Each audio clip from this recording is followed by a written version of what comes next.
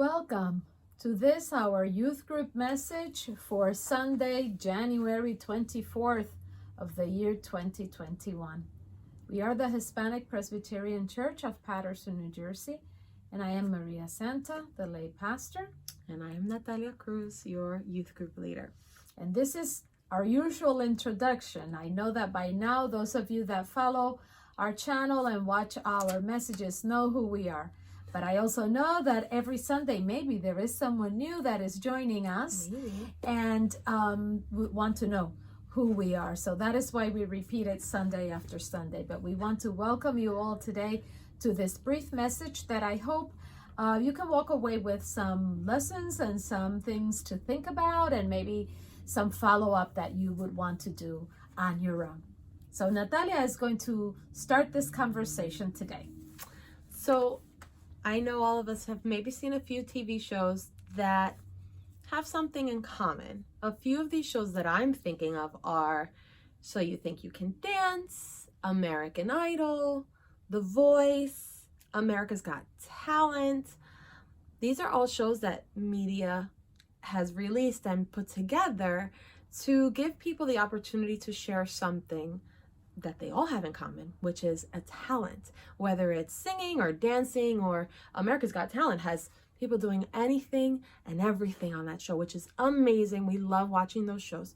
But those are maybe talents that we think, oh, I don't have that kind of talent. Maybe I don't have any talents. And we're here to tell you today that that is not true. Everyone has a talent. But it is our job to discover that talent, nurture it, grow it, and use it. It's also important to share it. So any talent that you may think you have, or that you may think you do not have, it is important, as Natalia says, for you to find it and develop it and share it. We can all be good at something. It doesn't have to be that you become a movie star, or that you go on one of these shows to showcase a special talent like those that we just talked about.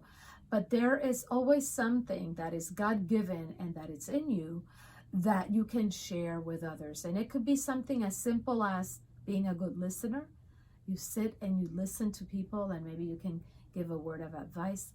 Maybe you're a person that shares a smile with a stranger in a time that that stranger needs it. So it's not so much about talents that are unique and out of the ordinary.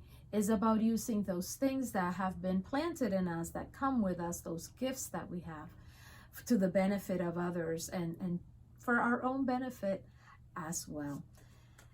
And so today in the adult message, we talked about a biblical hero. I call him a hero because he was pretty amazing, and that is Joseph.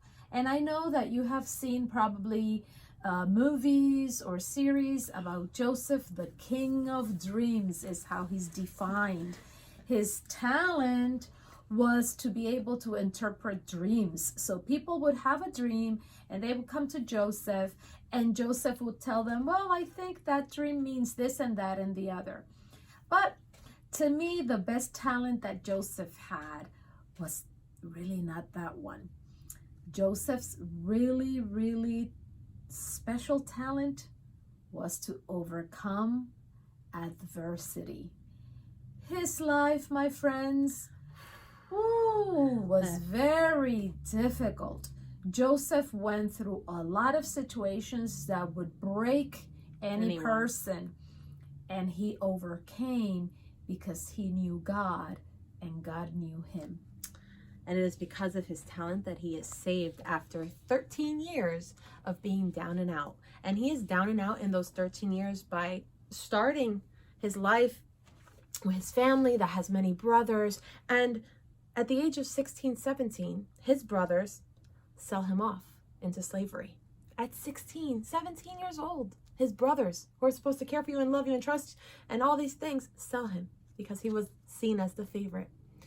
Once he was sold, he was forgotten by his family because they thought he was gone, maybe he was dead, maybe he was lost or just left. And within those 13 years of being down and out, he was also placed in jail for being falsely accused of something. And 13 years is a very long time, but I think another one of his talents was his patience, because he held on, he was patient, and he knew that one day his talent and God would save him. And that's exactly what happened. And so with Joseph's story, and I invite you to read it, you're going to find it in the book of Genesis. It begins on chapter 37 and goes through all the way through chapter 50. It's a very interesting read. I invite you to, when you have time, you should read it, or, the Bible can be Googled, or you can watch it as a series. But his life was very interesting, but he was not free of suffering. He was not free of trouble. Imagine a young man from 17 to the age of 30. It was 13 years that he spent in crises after crises, sold by his brothers into slavery, became a slave, had to work really hard. The life of a slave is never an easy life. He also was sent to jail because he was accused of something he did not do. And so he was away from his family and lived those 13 years going from a difficult situation to another difficult situation. But he never gave up.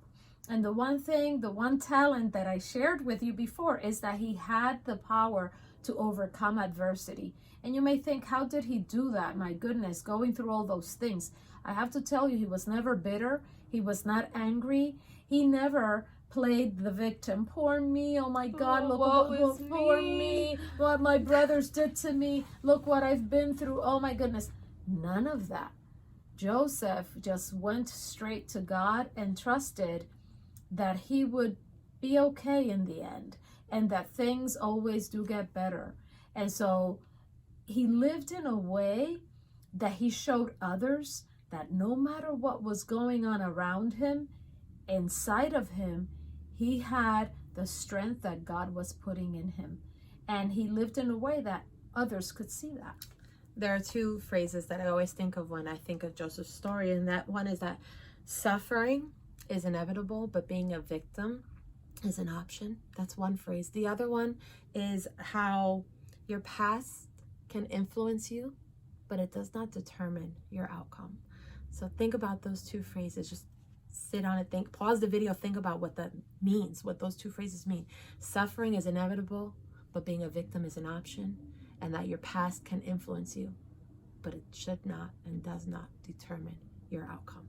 And what I think Joseph had inside is something that we all have inside of us that is given to us because God is so good, and that is his light. Jesus is the way, the truth, and the light, and he has shared those things with us. So we should carry that light with us always, and it should be so taken with us in such a way that others can see that light inside of you and say, there's something about him. There's something about her. Maybe I can't tell what it is, but they've got it, whatever it is.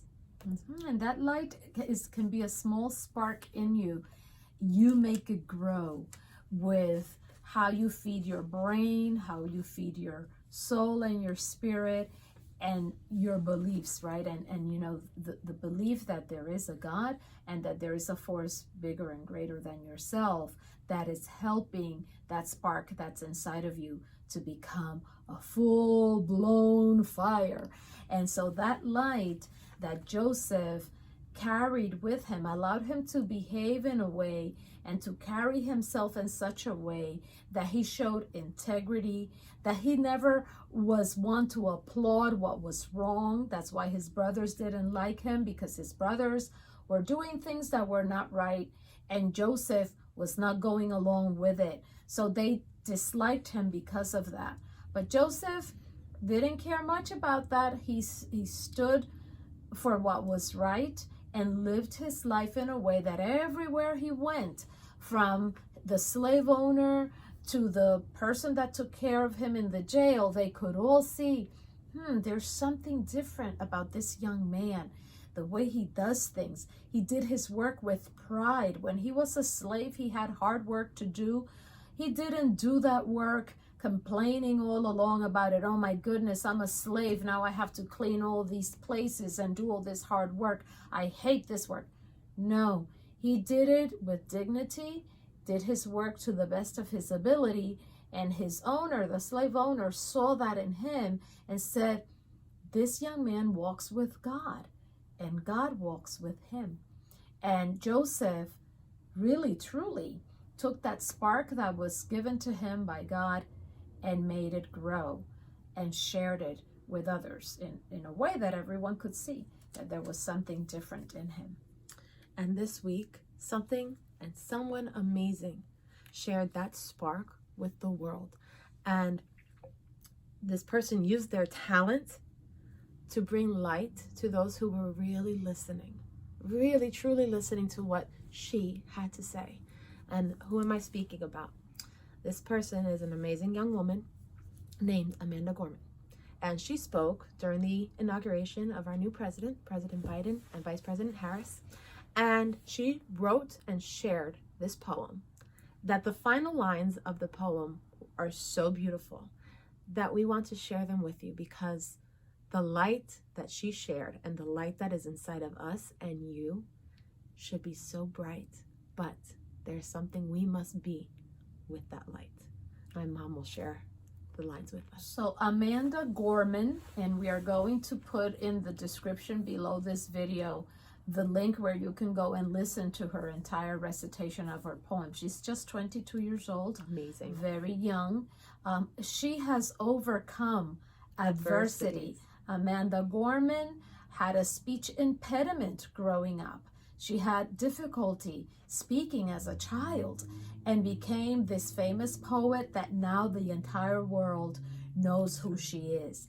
And she shared her poem with the world on the day of the inauguration. And the final words in her poem are the following: there is always light, if only we are brave enough to see it. If only we are brave enough to be it. Bravery, right? Why do we have to be brave to find that light? Because sometimes in finding the light of God, there are some changes that we need to make in ourselves. And sometimes we're not brave enough to drop those things that we know are not good, but that we like to do.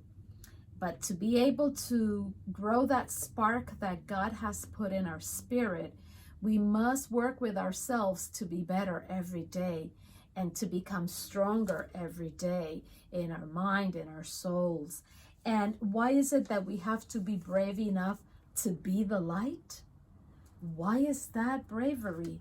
Because sometimes standing for what is right is not easy. It's hard.